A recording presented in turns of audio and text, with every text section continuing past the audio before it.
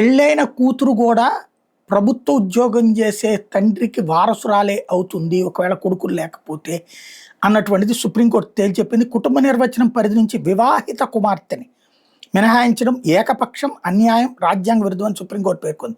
కారుణ్య నియామకాలకు వివాహిత కుమార్తెలు కూడా అర్హులేనంటూ justice PS Narasimha, justice Alok Aradhe ధర్మాసనం మంగళవారం తీర్పు వెలువరించింది. తండ్రి మరణానంతరం అతని స్థానంలో చౌకధరల దుకాణం లైసెన్స్ని తనకు కేటాయించాలని కుమార్తె అభ్యర్థి ధర్మాసనం సమర్థించింది. ఆమెకు ప్రతికూలమైన తీర్పునిచ్చినటువంటి అలహాబాద్ హైకోర్టు నిర్ణయాన్ని కొట్టేస్తూ కీలక వ్యాఖ్యలు చేసింది. కారుణ్య నియామకాలకు వివాహమై అత్తగారింటికి వెళ్లిన కుమార్తెను పుట్టింటి కుటుంబ సభ్యురాలుగా పరిగణించరాదన్న ఉత్తరప్రదేశ్ ప్రభుత్వ ఉత్తర్వుని రేషన్ షాప్ డీలర్ కుమార్తె హైకోర్టులో సవాల్ చేశారు. రాష్ట్ర ప్రభుత్వ నిర్ణయాన్ని హైకోర్టు సమర్థించగా సర్వోన్నత న్యాయస్థానం తిరస్కరించింది.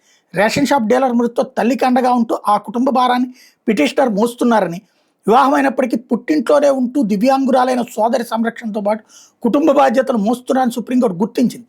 తల్లి మరణానంతరం ఆ రేషన్ షాప్ లైసెన్స్కి దరఖాస్తు చేసుకున్న విషయాన్ని పరిగణలోకి తీసుకుంది. తండ్రి, తల్లి మృతితో కుటుంబ సభ్యులు పిటిషనర్ మీద ఆధారపడటం, చౌకధరల దుకాణం ఉన్న గ్రామంలోనే పిటిషనర్ జీవిస్తున్న విషయాన్ని ధర్మాసనం ప్రస్తావించింది. ఈ వాస్తవాలను అధికారులు కూడా అంగీకరించారని తెలిపింది. పిటిషనర్కు చౌకధరల దుకాణం లైసెన్స్ జారీ చేయాలని అధికారిని ఆదేశించింది. వివాహమైనంత మాత్రం కుమార్తెతో కుటుంబ బంధం ముగిసిపోదని, కొనసాగుతూనే ఉంటుందని ధర్మాసనం చెప్పింది. వివాహమైన కుమారుడు విడిగా దూరంగా ఉంటున్నప్పటికీ కుటుంబ సభ్యుడిగా పరిగణిస్తూ కుమార్తె విషయంలో భిన్నంగా ఆలోచించడం లింగ వివక్ష ధర్మాసనం అభిప్రాయపడింది.